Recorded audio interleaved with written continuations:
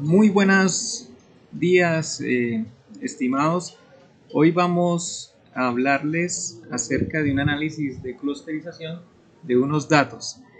Me encuentro aquí con la profesora Sonia Polo. Buenos Eh, días. Muy buenos días, profesora Sonia. Ella accedió muy amablemente a ayudarnos a hacer aquí un video donde nos va a explicar por medio de RStudio cómo hacer un análisis de clusterización de unos datos. Profesora. Bien, bueno.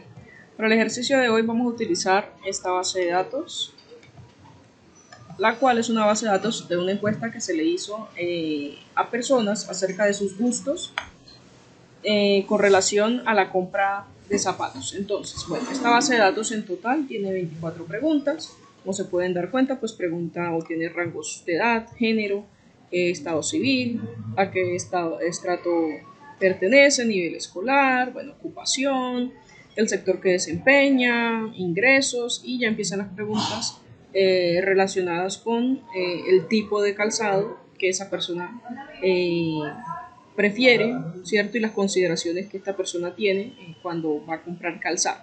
¿Listo?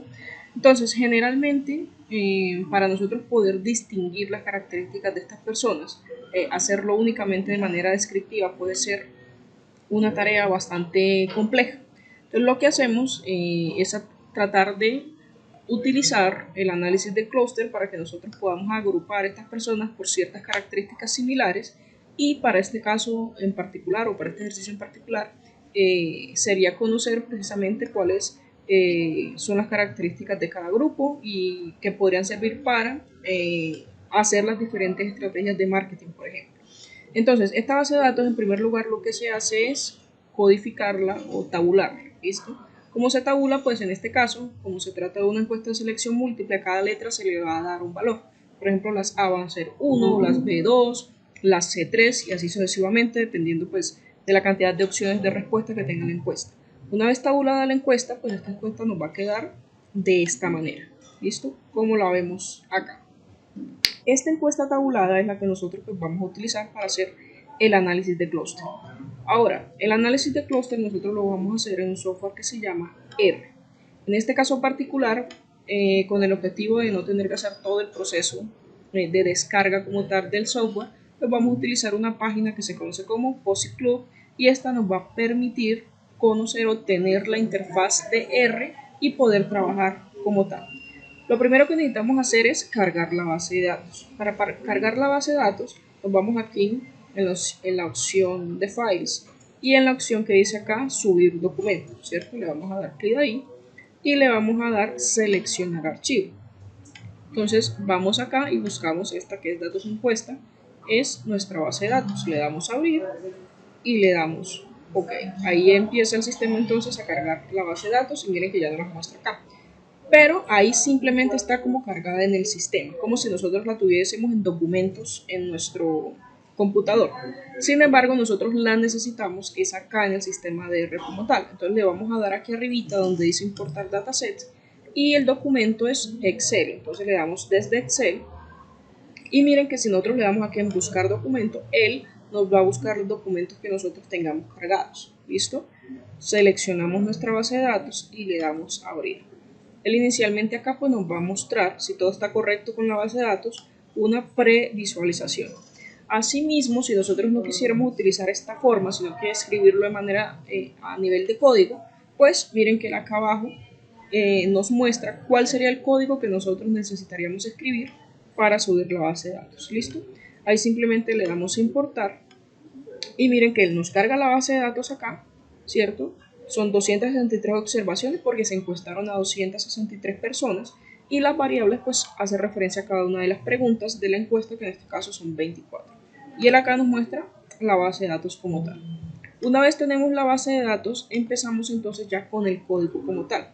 Aquí en R necesitamos cargar las librerías que nosotros requerimos. ¿Listo? Entonces, como paso previo, para lo que nosotros necesitamos inicialmente es que tengamos las librerías instaladas. Para eso podemos hacer dos cosas. Podemos utilizar la función que es install.packcase, que es instalar paquete, y aquí simplemente escribimos el nombre del paquete, es una forma, O la otra forma es aquí en la parte de abajito donde dice paquetes, ¿cierto? Aquí en la opción de instalar, nosotros simplemente acá en esta parte escribimos el nombre del paquete y le damos instalar y R nos instala el paquete. Listo. Una vez tenemos instalados los paquetes, pues una forma también ya de cargar las librerías para empezar a trabajar con ellas es escribir la opción library, ¿cierto? Y ahí o acá adentro escribimos la librería que nosotros vamos a utilizar para hacer el análisis. En este caso particular, para ahorrarnos un poquito de trabajo, vamos a utilizar la función iPack. iPack nos permite instalar y de una vez cargar todos los paquetes que vamos a utilizar. ¿Listo? Entonces iPack es esta función que está acá y los paquetes que utilizamos para hacer el análisis de clúster es tidyverse cluster, el factor extra, el nbclots y el tidy. ¿Listo? Entonces, a través de esta función nos ahorramos un poquito el tema de tener que hacer primero la instalación y luego cargar librerías, sino que aquí de una vez hacemos todo el proceso. Entonces, seleccionamos lo que vamos nosotros a correr y le damos acá en root. ¿Listo? Acá abajo en la consola nos van a aparecer pues que los datos corrieron normalmente. ¿Listo? Luego le damos acá en paquetes, le damos correr y luego en iPack paquetes para cargar todos los documentos. Miren que aquí todas las librerías que necesitamos ya nos aparecen que están cargadas en el sistema. Una vez ya hemos cargado e instalado las librerías, entonces vamos a cargar la base de datos como tal. Entonces acá simplemente utilizamos df como digamos una forma corta de cargar el data frame. ¿Y cómo se llama nuestra base de datos? Datos encuesta. Entonces le damos clic ahí, ¿cierto? Ahí miren que abajo ya corrió.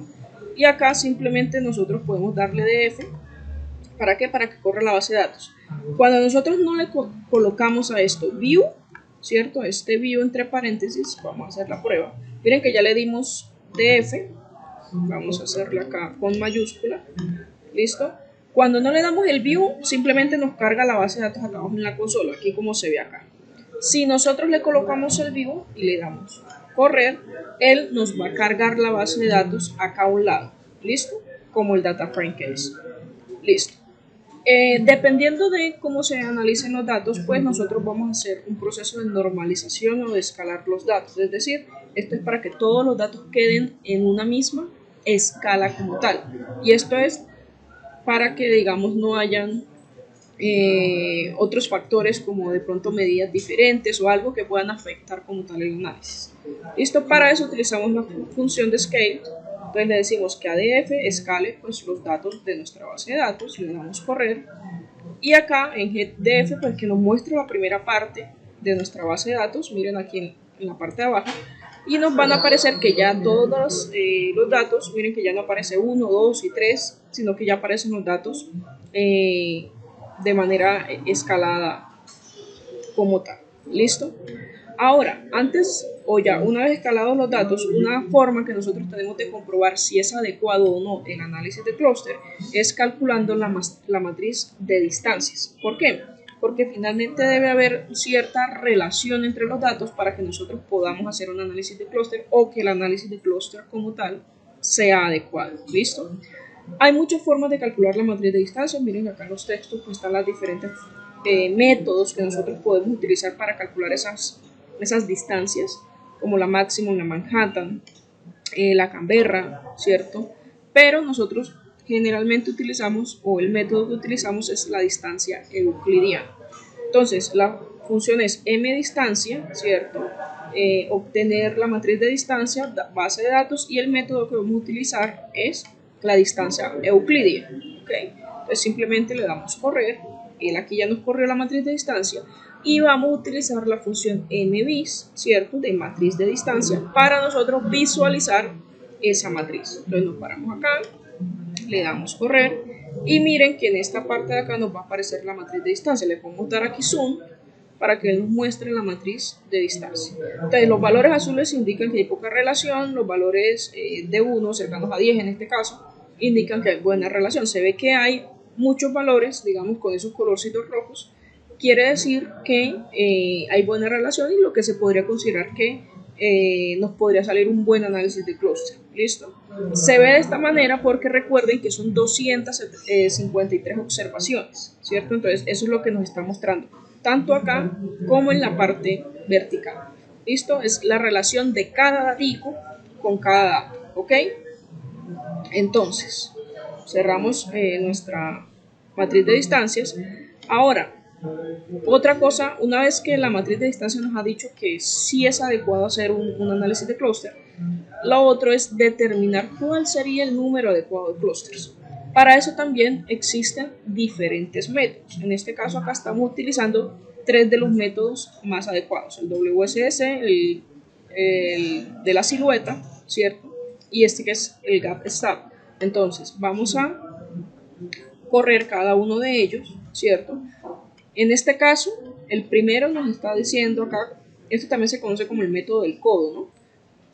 Acá donde nosotros veamos como donde primero se dobla, podríamos decir que es el número óptimo de clústeres. En este caso, o este primer método nos dice que podría ser 3 o casi que 2 el número de clústeres óptimo. El método de la silueta, ¿cierto? Si nosotros lo corremos, miren que él acá nos está diciendo que puede ser 9 el número de clústeres, pero miren que aquí también se ve un pico en el 2, entonces puede ser 2 o puede ser 9 el número de clústeres. Finalmente el último método, ¿cierto? Cuando lo corremos, miren que en este caso simplemente nos dice que puede ser un clúster, es decir, no se podría hacer como tal una agrupación de esos datos. ¿Listo? Entonces, bueno, teniendo eso en cuenta, ya podemos hacer como tal el análisis de clúster. En este caso, entonces utilizamos K2, ¿cierto? Y vamos a utilizar el método del K-means. También para hacer análisis de clúster hay muchos otros métodos, ¿cierto? Pero digamos que el más conocido o el que más se utiliza es el K-means. También existe el DB-scan, que es otro método también para hacer clusterización. Sin embargo, también el tema de utilizar uno u otro método también va a depender mucho de las características de los datos, del tipo de ejercicio que se esté trabajando. ¿Listo? Para este caso, pues vamos a utilizar el K-means. Vamos a colocar nuestra base de datos. Acá en el tema de centros, pues es la cantidad de clústeres que nosotros vamos a requerir o vamos a utilizar.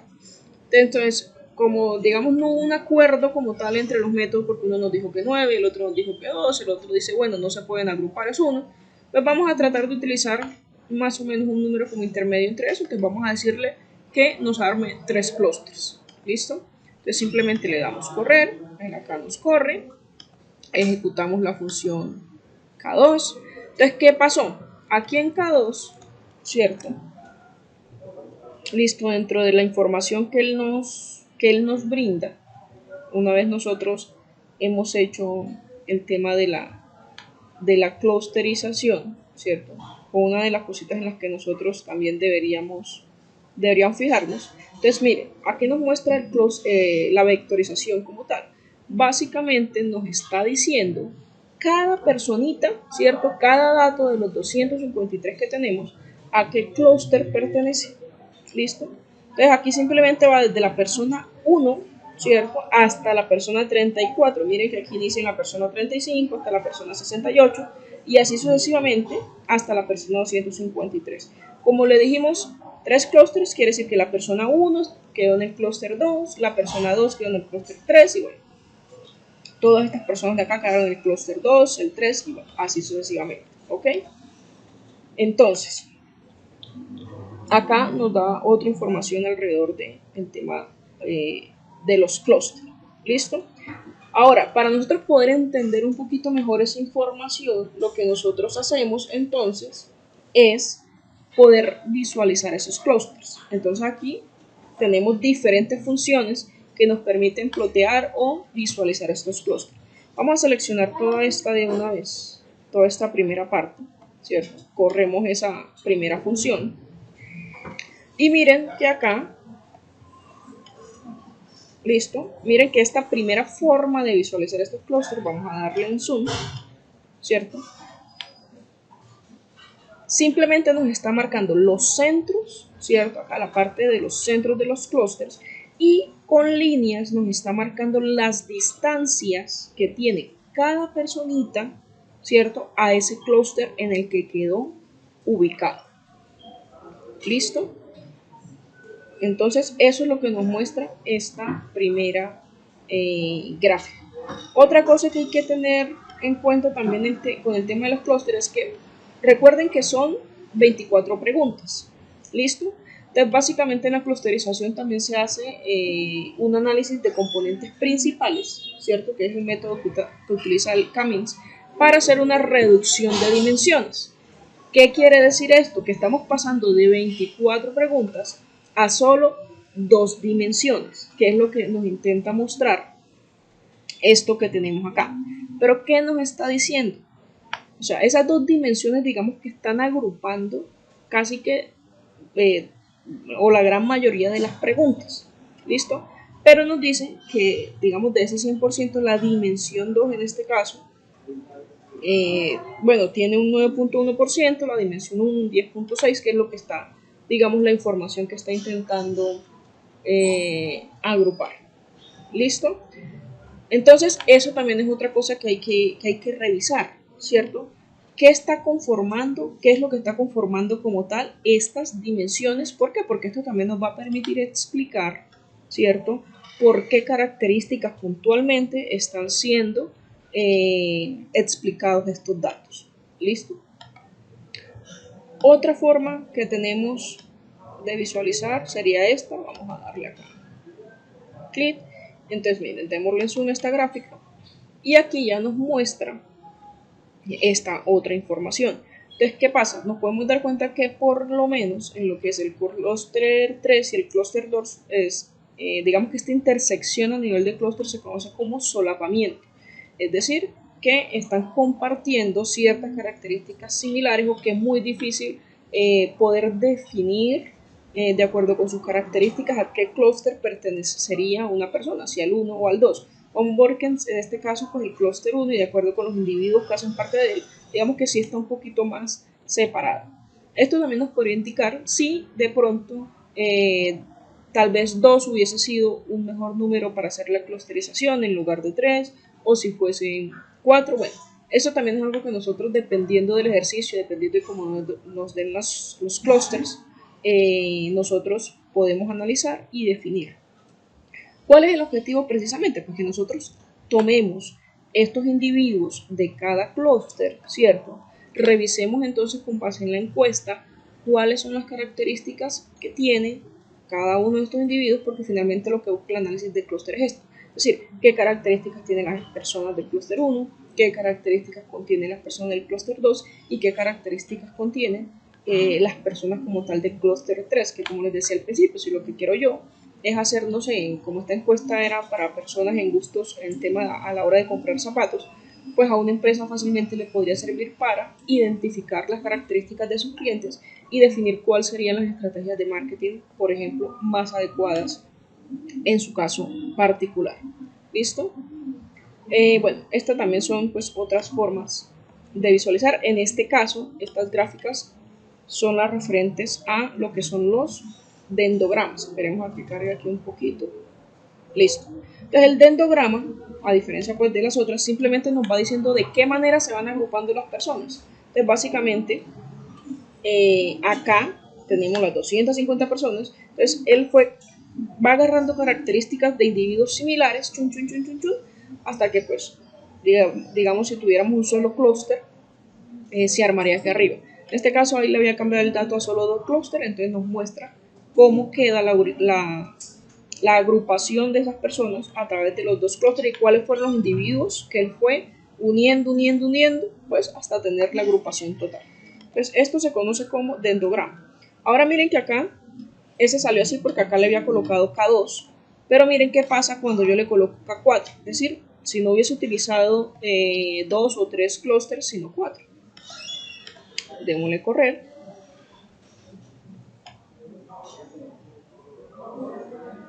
Y esto es lo que pasa, o así se vería el dendograma si nosotros utilizamos 2 clústeres. Miren que los clústeres más grandes serían estos 2. Esta agrupación de acá quedó demasiado pequeña, es decir, son pocos los que tienen como esas características, pero eso ya requiere pues un análisis un poco más profundo y detallado de la base de datos, de los individuos, para poder nosotros pues entender un poco mejor a qué hacen referencia estos clústeres.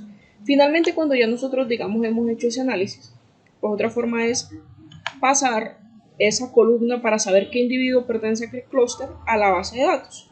Para eso pues utilizamos esta función de acá, ¿cierto? Y esta de aquí, que básicamente lo que hace es simplemente añadir a nuestra base de datos aquí con el view.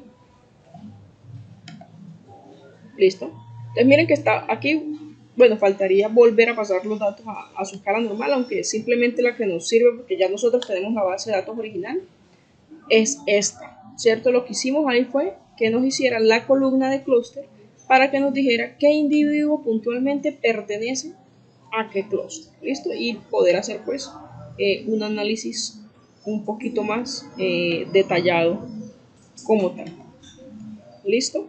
Entonces, en rasgos generales y de manera como muy corta, muy concisa, pues estos son los pasos que se siguen para poder realizar un análisis de clúster como tal. ¿Listo? Eso sería entonces todo por hoy. Voy a dejarle entonces igual la base de datos al profesor Fernando para que pues puedan practicar más adelante. ¿Listo? Muchas gracias, profesora Sonia, por la explicación. Creo que el RStudio también trae unos datos ahí como intrínsecos, ¿cierto? Sí, él también, digamos que hay datos que ya tiene guardados como tal ¿Estudio? el RStudio. Entonces, digamos que no necesitaríamos una base de datos como tal, sino que ya viene como tal guardado en el sistema. También son datos, bases de datos de pruebas que se utilizan pues para hacer esos análisis. Digamos, ¿dónde podríamos encontrar uno así como por ejemplo? Pues sería buscar en las RPAPs, es una página donde también, digamos, hay mucho código a nivel de R. Esta, acá. Entonces, acá digamos que hay mucha información también a nivel de R, códigos y demás. Y se puede encontrar bases de datos que ya están como tal en el sistema, porque generalmente todos los ejercicios que presentan son de bases de datos que ya tiene el sistema. Una base de datos muy popular es la base de datos Iris, una de temas de arrestos de Estados Unidos. Todas son bases de datos que ya, digamos, están en el sistema y que no necesitaríamos como tal cargar. Ah, excelente, profe. Muchas gracias por el tiempo y por el video. Muchas gracias. Vale, hasta luego. Hasta luego.